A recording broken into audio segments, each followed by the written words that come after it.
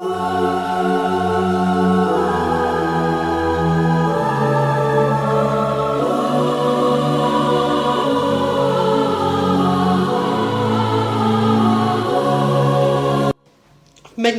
many times that Sir John Dee is one of my heroes. Why?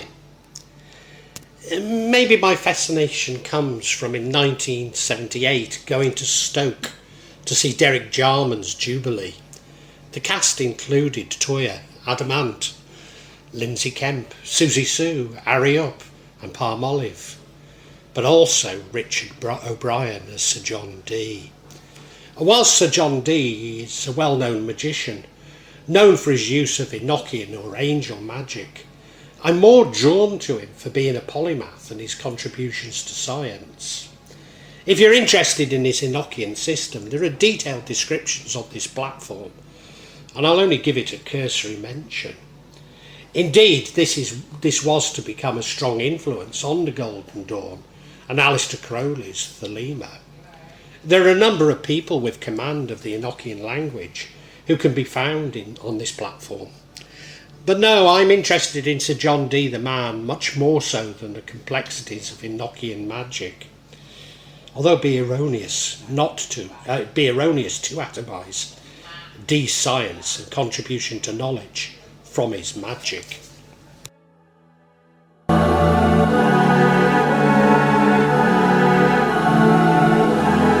Sir John Dee, 13th of July 1527 to 1608, or was it 09? More on this later. Was born in London to Welsh parents. Indeed, his name Dee comes from the Welsh Dee, meaning black.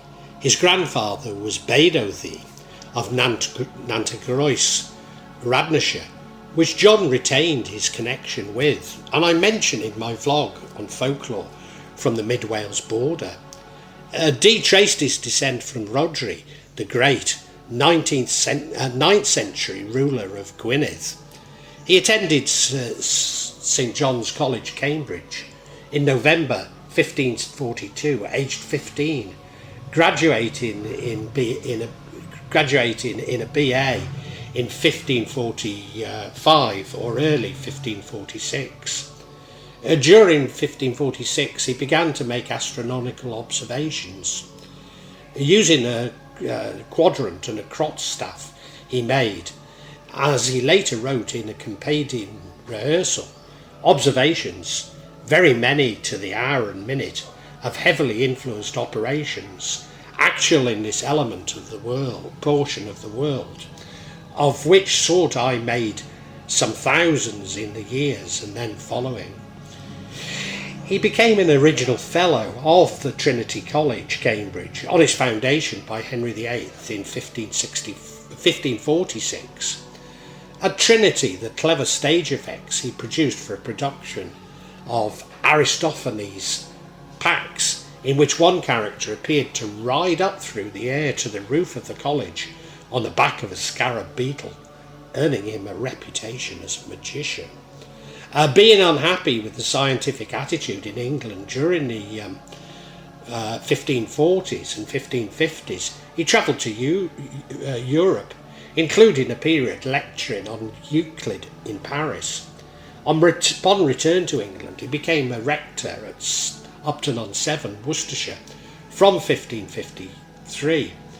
He was offered a readership in mathematics at Oxford University in 1544, which he declined, citing an offensive university's emphasis on rhetoric and grammar over philosophy and science, having already refused a chair in Paris. In 1555, Dee was arrested and charged with the crime of calculating because he cast horoscopes of Queen Mary and Princess Elizabeth. These charges were raised to treason against Mary. Dee appeared in the Star Chamber and exonerated himself, but was turned over to the Catholic Bishop Edmund Boner for religious examination, whom he soon became very close associate of and his personal chaplain. When Elizabeth succeeded to the throne in 1558, Dee became her astrological and scientific advisor. He chose a coronation date and even became a Protestant. Although wherever he travelled, Dee seemed to be able to convince the powers of his piety. His attitudes towards religion and lack of tribalistic affiliations having a massive impact on my own ecumenicalism and indeed mysticism. Or could it have been a foil for his spying against Catholics, as some have suggested? From 1550 to 1570, he served as an advisor to England's voyages of discovery, providing technical aid in navigation and political support to create a British Empire, a term that he first used.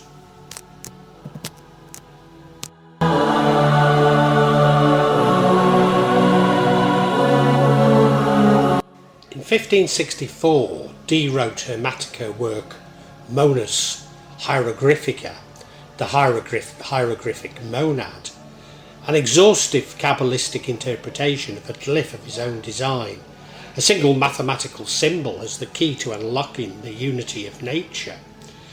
In 1570, a mathematical preface to Henry Billingsley, English translation of Euclid's Elements, argued for the importance of mathematics as an influence on the other arts and sciences.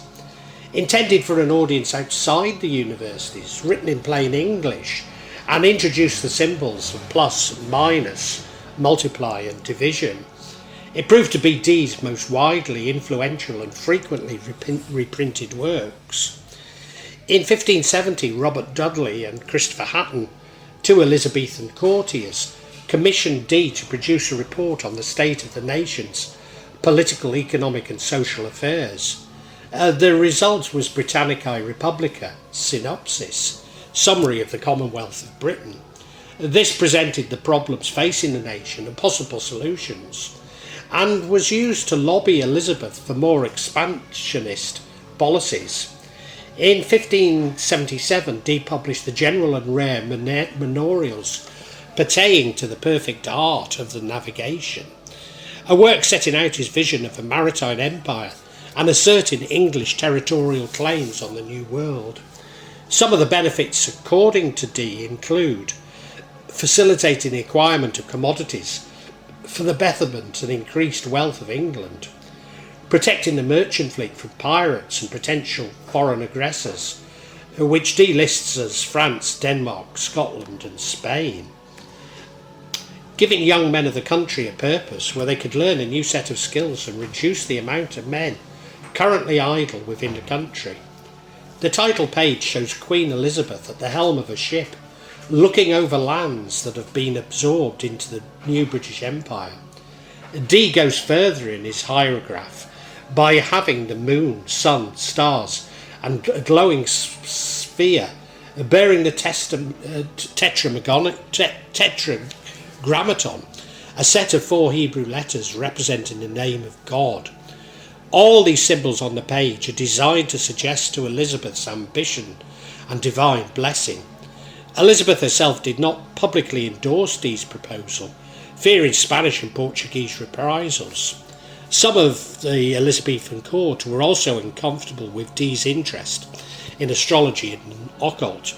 The Queen, however, privately enable others to explore the Americas, possibly influenced by Dee's texts. Elizabeth's private encouragement led to numerous expeditions during the latter part of the reign, including Martin Frobisher's exhibition of the late 1570s, which Dee supported financially and as a navigational advisor, and also the colonisation attempt at Roanoke Island in America at the turn of the 17th century. Dee studied closely with Giraldus Mercator and owned an important collection of maps, globes and astronomical instruments. He developed new instruments and special navigational techniques for use in polar regions. Dee served as advisor to English Voyage of Discovery and personally selected pilots and trained them in navigation. There is strong evidence that Dee was the intellectual force behind Sir Francis Drake's 1577 to 1580 circumnavigation of the globe. It is also claimed that he cast a spell on the Spanish Armada in 1588, which sent huge waves crashing down on their ships. Although he knew about meteorology, so maybe he was just able to anticipate the storm. He believed that mathematics, which he understood mystically, was central to human learning. A student of the Renaissance Neoplatonism of Marcello Ficini, he drew no distinctions between his mathematical research and his investigations of hermetic magic, angel summoning and divination. The centrality of mathematics to Dee's vision made him to an extent more modern than Francis Bacon. Dee was a friend of Tycho Brahe and familiar with the work translated into English by his warden and assistant Thomas Deegs of Nicholas Copernicus. Many of his astronomical calculations were based on Copernican assumptions, although he never openly espoused the heliocentric theory. Dee applied Copernican theory to the problem of calendar reform, arguing in favour of the Gregorian calendar. For much of his writings, Dee wrote in English rather than Latin, to make them accessible to the public. He tutored and patronised Sir Philip Sidney, his uncle Robert Dudley, 1st Earl of Leicester, Edward Dyer and Sir Christopher Hayton.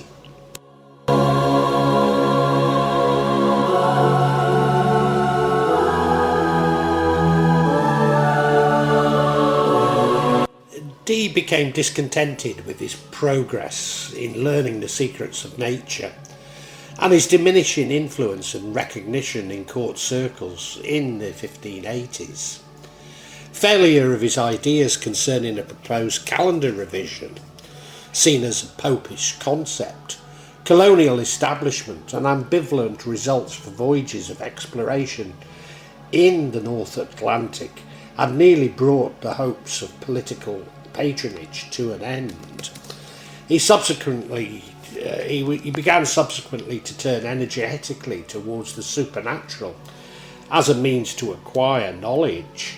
He sought to contact spirits through the use of scryer, employing individuals known as scryers or crystal gazers to act as intermediaries between himself and angelic beings. Dee's first attempts with several scryers were unsatisfactory, but in 1582 he met Edward Kelly, then calling himself Edward Talbot and originally from Worcester, who impressed him greatly with his scrying abilities. Dee took Kelly into his service and began to devote his energies to scrying.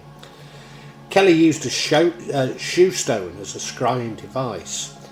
The pair claimed to have come into contact with figures such as Gabriel, Michael and Raphael.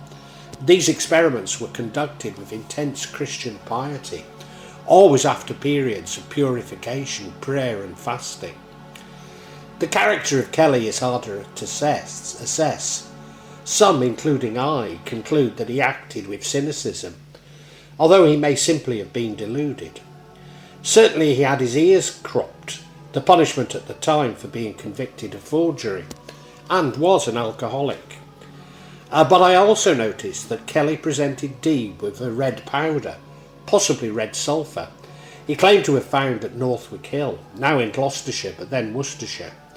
He also claimed to have been led to it by a Viking, but the area was outside of Danelaw, whilst a few Vikings may have been found in the broader area. Kelly's output is remarkable for its volume, intricacies, vividness. Dee records in his journals that angels dictated several books to him this way, through Kelly, some in a specific Angelic or Enochian language. Called Angelic by Dee, the Enochian language is an occult constructed language, said by Kelly to have been received from angels. The term Enochian comes from Dee's assertion that the biblical patriarch Enoch had been the last human before Dee and Kelly to know the language, although Dee never used the word Enochian, not least as having been unable to obtain a copy of the Book of Enoch. The phonology and grammar resemble English, though the translations are not sufficient to work out any regular morphology. Some Enochian words resemble words with proper names in the Bible, but have almost no apparent etymology. Certainly Dee had been an expert in cryptology, a part of my suspicion that he was indeed a spy. But many believe the language to be entirely the work of Kelly. The angelic keys of the 32 ethers function as evocations to access mystical realms, whilst the Great Table symbolically represents the universe. The system also involves the setup of a designated temple space with required magical tools. Within the Great Table there's a structured hierarchy of spiritual entities. These include the three holy names representing potent sources of divine authority, and a great elemental king who governs each of the elemental tablets. Supporting these are 6 seniors known as elders, comprising a total of 24 figures reminiscent of the 24 elders mentioned in the biblical book of Revelations. Additionally, there are 2 divine names associated with the Calvary cross: cherubim, often depicted as angelic beings linked to fixed zodiac signs, and 16 lesser angels, each with distinct roles and attributes.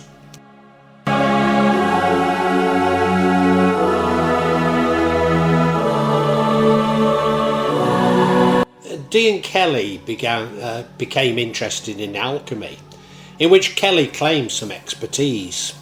They began a nomadic life in Central Europe, continuing their spiritual conferences. They had audiences with Emperor Rudolf II in Prague Castle and King Stephen Báthory of Poland, whom they attempted to convince of the importance of angelic communication. It's hypothesized that Dee may have been the person who sold the still undeciphered Voynich manuscript to Rudolf, the earliest known owner of the mysterious text. Whilst Dee was generally seen as a man of deep knowledge, he was mistrusted for his connections with the English monarch Elizabeth I, for whom some, myself included, thought Dee was a spy. Signing his correspondence 007, the zeros representing eyes, and the 7 thought to be a lucky number that offered protection. After all, Elizabeth did employ a number of spies, especially after the Pope declared her illegitimate in 1570. Dee did indeed pen a covert letter to spymaster Francis Walsingham, in which he said, "I am forced to be brief. That which England suspected was also here."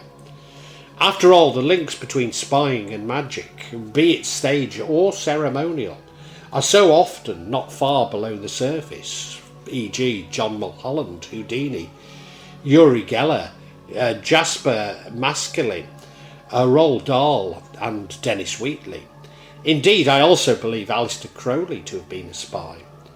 The Polish king was a devout Catholic, was cautious of supernatural mediators. In 1587, a spiritual conference in Bohemia, Kelly told Dee that the angel Uriel had ordered men to share their possessions, including their wives. Dee was married to Jane, his third wife, a much younger and apparently beautiful woman. By this time, Kelly had gained some renown as an alchemist. Indeed, in Europe, he is seen as much more important magician than Dee. Kelly working for the royal families of Central Europe. This work in Europe was dangerous, but included the potential for serious and long-term financial gain.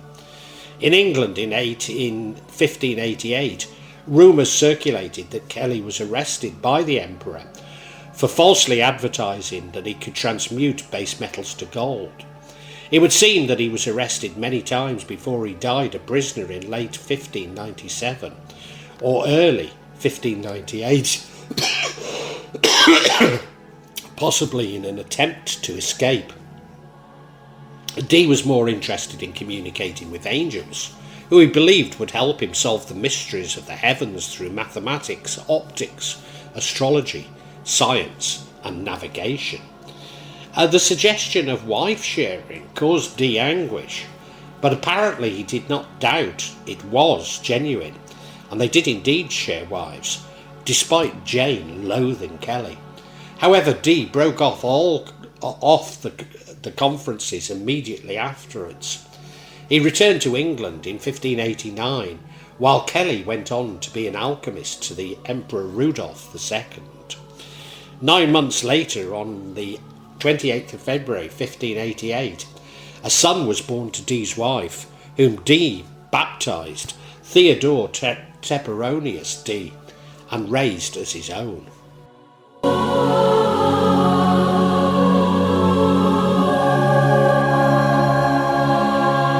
Dee returned to Mortlake after 6 years abroad to find his home vandalised, his library ruined and many of his prized books and instruments stolen. This was the largest library in England at the time, not least that he was unsuccessful in petitioning Queen Mary to establish a national library, including some 2,670 manuscripts, compared to Cambridge's 451 and Oxford's 378. Furthermore, he found that increasing criticism of occult practices had made England still less hospitable to his magical practices and natural philosophy. In 1599, a letter detailing most untrue, foolish and wicked reports pertaining to supposed supernatural acts in an attempt of a search and leaning of the true philosophy. The letter, originally written to the Archbishop of Canterbury, John Whitegift, defended the Christian nature of his studies and argued that consequentially remained within the arms of the law. Yet Dee remained a devout Christian and insisted that he was communicating with angels.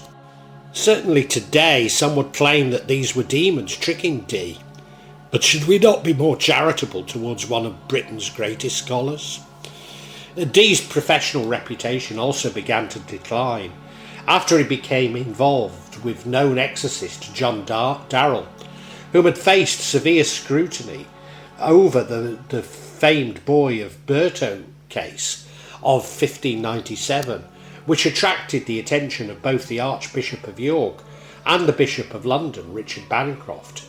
The case eventually led to Darrell's imprisonment and a great deal of scepticism about the supernatural in the public eye. He sought support from Elizabeth, who he hoped could persuade Kelly to return to ease England's economic burdens through alchemy. She finally appointed Dee Warden of Christ College, now Cathedral, Manchester, in 1597, where Jane is buried, having died of the plague, along with a number of their children. The former College of Priests had been established as a Protestant institution by royal charter in 1578, and where students and teachers despised Dee. Dee left Manchester in 1605 to return to London, but remained warden until his death. By that time Elizabeth was dead and King James gave him no support.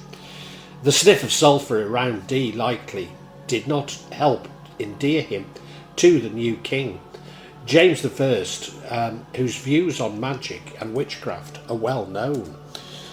Dee spent his final years at Mortlake, forced to sell various possessions to support himself and his daughter Catherine, who cared for him until his death in Mortlake in 1608, or in early 1609, aged 81. Although there is some evidence that his death occurred the following March at the London home of his acquaintance and possible executor, John Pontoise, a merchant.